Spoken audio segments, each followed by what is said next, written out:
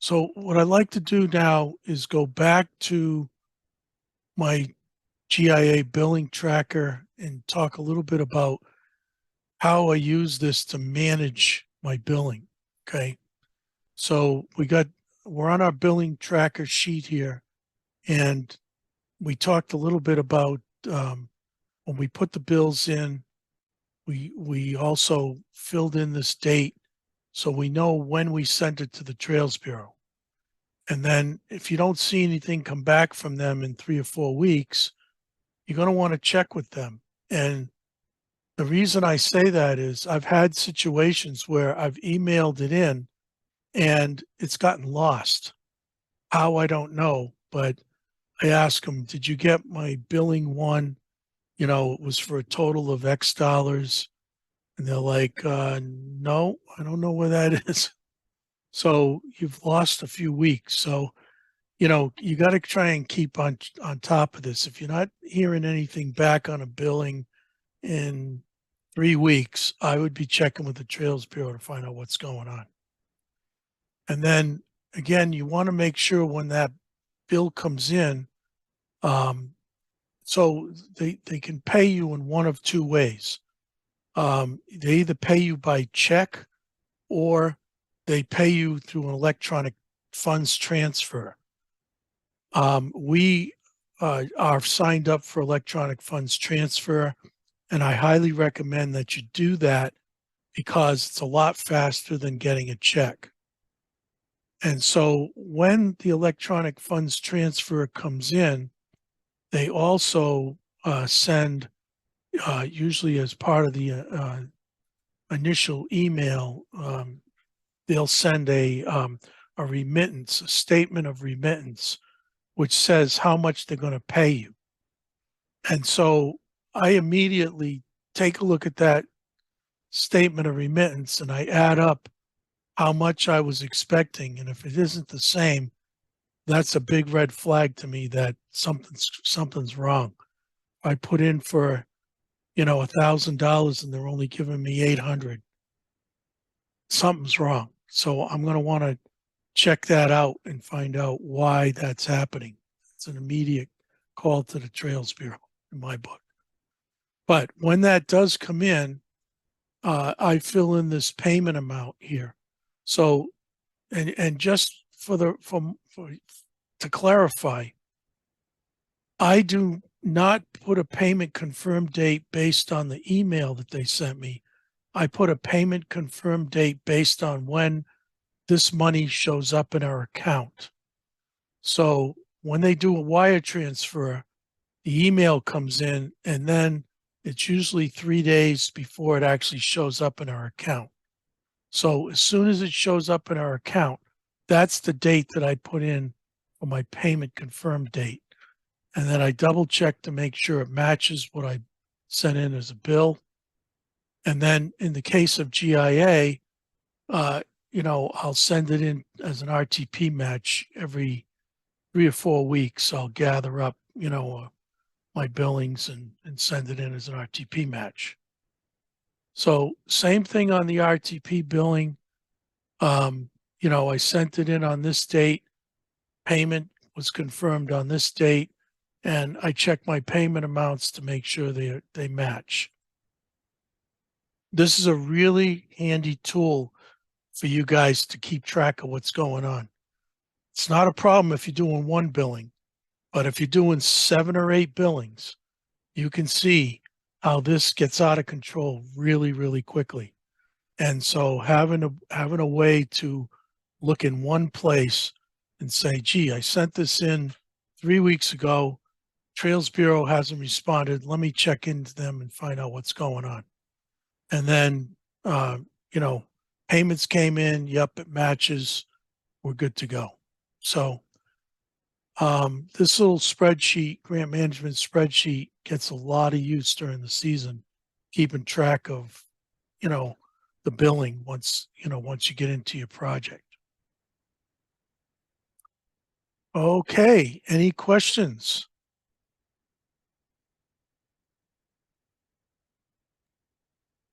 Larry, does the project administrator have to be the trail administrator? Yes. Okay. I mean, I don't know of any other way. That's the person that's authorized to apply for the grants. You know, under statute, there's actually a statute that talks about this. So that's the person. So that's the person that has to sign everything. That's the person that has to submit it. So yeah, I Okay. don't know. You may want to call the Trails Bureau and ask them that question, but you know, if you look at these forms, um,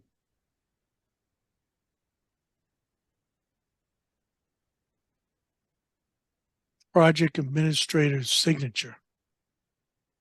Now that's interesting. Project administrator versus trail administrator. Yeah, because I noticed on some of them, it says trail administrator and then project administrator were different. Hmm. This says trail administrator. Yeah, I mean, this is something you need to talk about with the Bureau of Trails and you know your club and how you want to do stuff. I know you're breaking into this and trying to help them out, but you really something I've not run into, so you need to talk to them directly about what are the possibilities there are. Okay. Any other questions?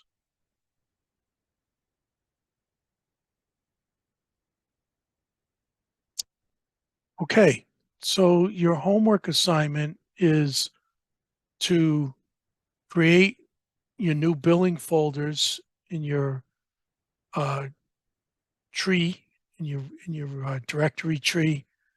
Copy the forms to the billing folders. Fill out a GIA billing form. Fill out an RTP billing form. Fill out an RTP match form, and a volunteer labor form, and a progress report. Now, I realize that you guys are not going to have um, invoices and checks. So just make up data for that. But realize, you know, when you're doing this for real, you're going to need, you know, those invoices and checks. And then fill in your management spreadsheet with that information so you can track what you put into your forms. So if you were doing this with a bunch of invoices coming into your desk, I recommend filling in the management spreadsheet first and then using your management spreadsheet to fill out your forms. Because once you put in your management spreadsheet, you really don't need to look at your forms anymore. All the information you need is already there. And yeah, so that's your assignment, and that's the last of the grant classes. And I will be obviously putting this video out so you'll have it for future reference. You should have already received your homework assignment, an email regarding your homework assignment. That has all the details on detailed steps on how to do your homework, and it also has samples of every one of these forms that you can refer to if you get stuck at any point along the way. And then just one other thing I'd like to mention, if you're doing anything with purchasing steel, um, you got to make sure in addition to your invoice, you canceled and your canceled check, you also need to have this Buy America certificate, which is a steel certificate.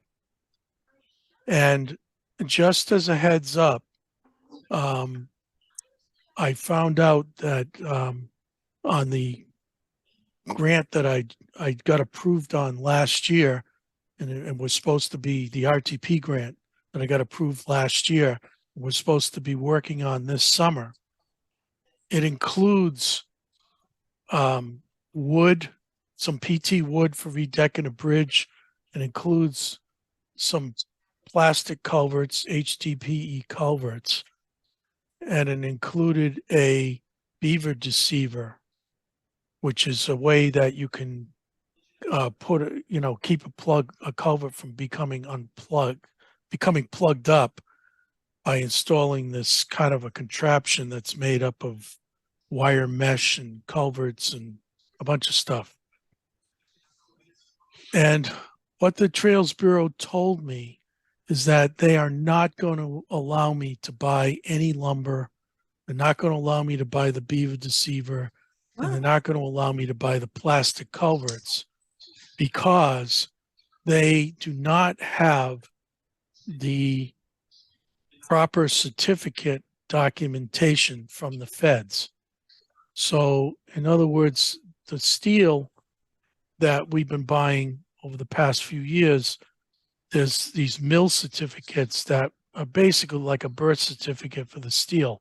Said it was milled in this city on this date, and then it was built into steel beams or built into re-ride or built into a gate. And those, they have an approval process for those certificates. Well, the federal government has said you need to buy America for lumber, plastic culverts, and so on. But by the way, we don't have any examples to give you of what is valid certificates for those items. So the Trails Bureau said, we're not going to allow you to buy them. If you buy them, you're going to pay for them yourself. And so that's really screwed me up on my grant this year. So the reason that I'm telling you this is because if you are planning a RTP project and you're going to put it in for this coming deadline, I suggest that you talk to the Trails Bureau and see if they would allow you to put the RTP in for things like your excavation work, your clay gravel, things like that. If you have steel, that's fine, steel bridges or whatever. And then ask them if you could put in a GIA grant next year that's not tied to that RTP grant. And the reason that you want to ask them that is because under the rules that I'm running under today, when I applied for my GIA, the GIA grant has to run by the same rules. So let me give you an example. I put in my RTP project last year for corridor A1, and I need the bridge decking and I needed the culverts. And I put in my RTP grant this year for P1, and I put in for the bridge deck and the culverts on my P1 project. And because it's matching a federally funded project, those items have to have this documentation, this Buy America documentation. Now, I bought another culvert for project P3, which is not associated with an RTP grant. And I'm buying that culvert. It's coming from a Canadian supplier. It costs half of what I was having to pay for my plastic culverts from an American supplier. But there's no documentation required because it's not affiliated with a federally funded project. So I'm just telling you this as a warning. If you're going to buy wood, culverts, things like that, and you're expecting them to be matched on a GIA grant next year, you may be out of luck. So talk to the Trails Bureau, see if they'll allow you to apply for those as unaffiliated with a federal project. And best of luck. Now, What I've done for my culverts is I've gotten a workaround.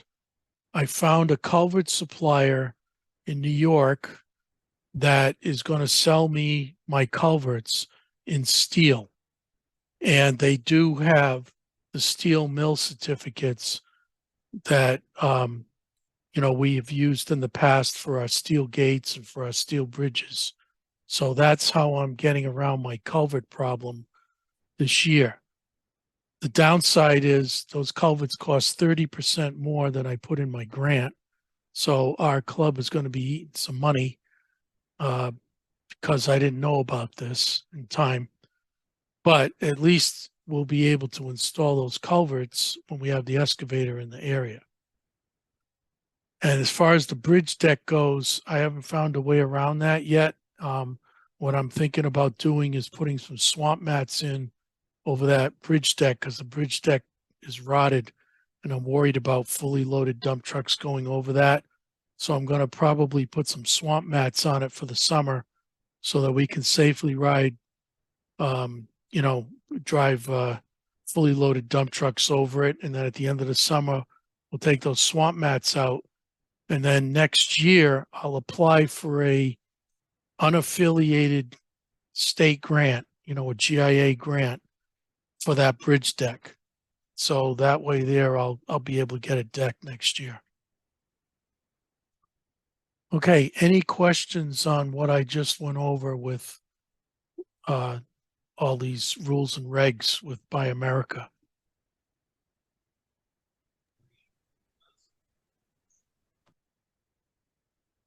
All righty.